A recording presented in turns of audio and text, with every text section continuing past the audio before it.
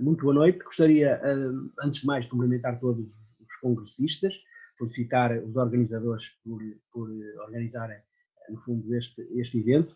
Chamo-me Manuel Menezes, sou docente universitário no Instituto Superior Miguel Torga em Coimbra e vou passar então a apresentar a minha comunicação. A mesma encontra-se estruturada nestes 3 pontos. Num primeiro momento irei falar um pouco sobre os impactos da pandemia nos contextos de vida das crianças e das famílias, depois a influência na sinalização e no acompanhamento de crianças em perigo e num terceiro momento sobre a reconfiguração digital do serviço social na proteção à criança. Começando pelos impactos socioeconómicos. Podemos afirmar que os mesmos foram diferenciados, ou seja, não foi a mesma, não era a mesma coisa viver no meio rural ou numa cidade, numa vivenda com espaço exterior, num apartamento com reduzidas dimensões. No fundo, o tipo de família e as suas circunstâncias constituíram-se como fatores de risco de proteção que influenciaram as experiências de confinamento. Em termos gerais, a maioria das crianças sofreram impactos emocionais, stress, ansiedade, angústia, tristeza, depressão. Houve mesmo casos relatados de suicídios. E, portanto, no fundo, isto foi bastante complexo. No entanto, as repercussões foram mais profundas nas crianças inseridas em contextos familiares problemáticos, ou seja, com parque de rendimentos, em casas precárias, onde os salários dos pais diminuíram ou, em muitos casos, foram mesmo eliminados por via do despedimento. Podemos mesmo falar, então, num aumento significativo do risco de pobreza e exclusão, e então devemos ter em atenção essas questões para agirmos, dadas as repercussões que pode haver no futuro. Uma segunda dimensão prende-se com o encerramento das escolas. Ou seja, no fundo, o que é que aconteceu? Com a passagem das aulas presenciais para as aulas online, verificou-se, foi dada maior visibilidade, uma nova visibilidade às desigualdades sociais. Ou seja, diferenças significativas ao nível do acesso à web, às tecnologias informáticas, aos meios de comunicação social, aos, se quiserem, materiais pedagógicos, e tudo isso acabou por influenciar de modo significativo os processos e eficácia da aprendizagem. Uma outra dimensão com o encerramento da escola aprendeu-se com a sua função social, na medida em que, para muitas crianças, a única refeição que entre o dia todo é na escola. E com o encerramento da escola, portanto, todo o conjunto de crianças que estavam a ser apoiadas deixaram de o ser e viram a sua situação mais complexas. Neste sentido, podemos dizer, e nós ganhamos consciência disso, que as escolas fechadas aprofundam as desigualdades, comprometem o futuro de toda uma geração e, nesse sentido, ganhamos consciencialização da necessidade de retomar as aulas presenciais, já iniciadas em maio no secundário, e agora estamos a iniciar um novo ano letivo, com segurança, mas que, no fundo, se pense numa escola mais humana, dos afetos, e que tenham atenção a estas diferentes questões, não é?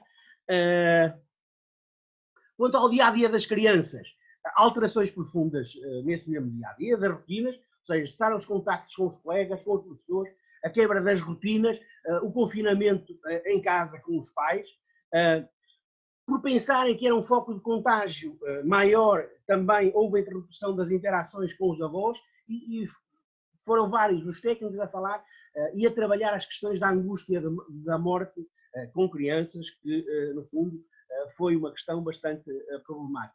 Com os jovens, a falta de desporto, a interação com os amigos, com os namorados, portanto, nós tivemos jovens mais isolados, tristes e angustiados. Alguns assistentes sociais referiam que este foi um dos maiores problemas nas suas famílias, ou seja, no sentido de conseguirem conter os jovens dentro de casa, que eles queriam sair, faziam, portanto, no fundo, se quiserem, situações bastante problemáticas de mau relacionamento com os pais devido a esta situação.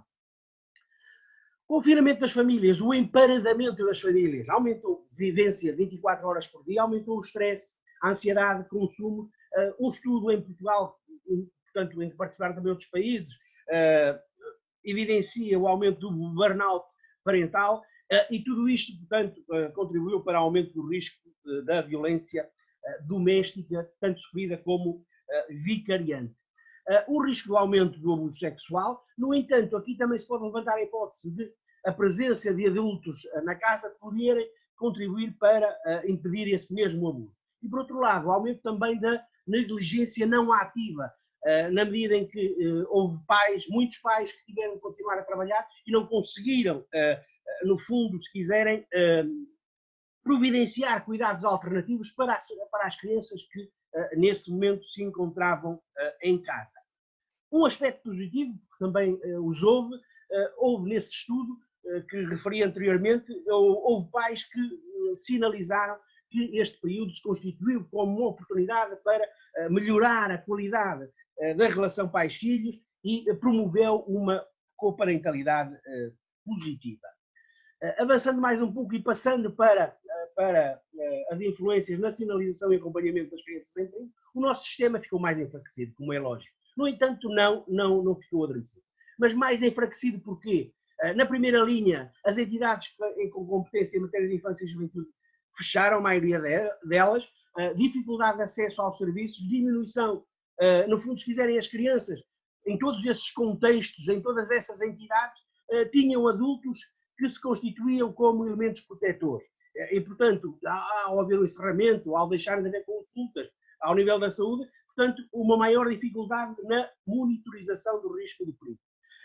As escolas, logo a seguir às autoridades, são as entidades que mais sinalizam em Portugal.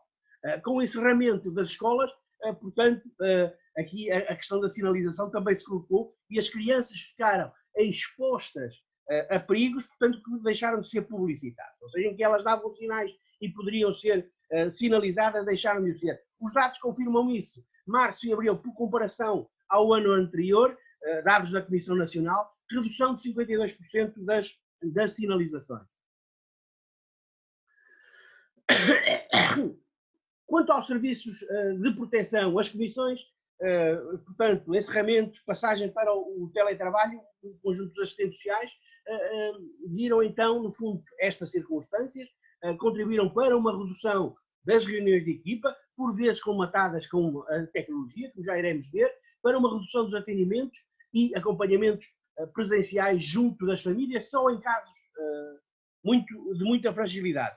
A mesma coisa nas equipas de acompanhamento aos tribunais, ou seja, atos presenciais estritamente necessários. De resto, tudo por via de teletrabalho ou de comunicação digital.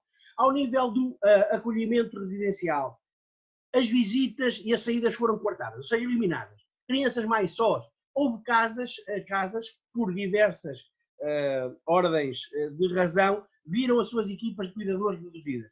Tudo isto, a conjugação, ou seja, o isolamento, menos cuidadores, pode ter contribuído para um aumento das relações abusivas, comportamentos violentos, fugas, etc. Estratégias que foram adotadas visando mitigar um pouco estas questões. Ao nível da Comissão Nacional, no fundo, foi elaborada uma ficha específica de sinalização. Os professores foram desafiados a procurar identificar sinais de perigo nas suas aulas online ou mesmo nos alunos que faltavam às aulas. É lógico que isto, temos consciência que esta foi uma tarefa hercúlea, muito difícil, no entanto, segundo a Comissão Nacional, foram identificadas por esta via cerca de 800 crianças durante o confinamento. Foi também lançada uma campanha nacional no sentido de procurar sensibilizar a sociedade civil, a comunidade, de que todos temos um papel importante, todos devemos contribuir para a proteção das crianças. Proteger as crianças compete a todos. Foi também, portanto, implementada uma nova linha Crianças em Perigo, e uma nova ficha de sinalização online. Um outro exemplo de estratégias com a linha SOS Criança, alargamento do horário, aumento dos recursos humanos, dos técnicos disponíveis para conversarem com as crianças, a adequação aos novos dias, com a utilização de novos canais e, segundo o coordenador, portanto, da linha SOS Criança do IAC, os contactos mais do que duplicaram por comparação ao ano anterior durante este período. Passando agora para o terceiro momento. Num primeiro momento, se assim quiserem, adaptação difícil por parte dos assistentes sociais, principalmente daqueles em idade mais avançada, mas gradualmente foram adquirindo competências no uso das tecnologias, soluções digitais, nas redes sociais, etc. Ao nível das comissões, as sinalizações passaram a ser maioritariamente por telefone e e-mail, e nos novos casos, por um lado, a recolha de informação, quando necessário, socorria-se das entidades, das parcerias ao nível da comunidade para recolher essa informação, e ao nível da formalização do consentimento, esta passou a ser feita por carta ou e-mail. Acompanhamento das famílias por canais digitais, isto de acordo com, ou seja, em muitas comissões foi, no fundo, feita uma avaliação do grau de risco consoante esse grau de risco. Assim variava a periodicidade dos contactos. Devia ser um contacto semanal, 3 dias por semana, contactos diários consoante o grau de risco que era atribuído às famílias. Visitas em casos urgentes, ao nível do acolhimento residencial também um alargamento dos horários em que as famílias, as crianças, com os amigos, podiam comunicar. Dificuldades foram referidas em alguns estudos, falta de recursos por parte dos utentes e parcas competências digitais também por parte dos utentes. A comunicação à distância também foi referido por algumas comissões, mais fácil com as famílias já em acompanhamento. E, nesse sentido, também contribuiu, em algumas situações, para a manutenção da vinculação utente-profissional. Cuidados a observar, estou quase a terminar, na comunicação à distância com crianças.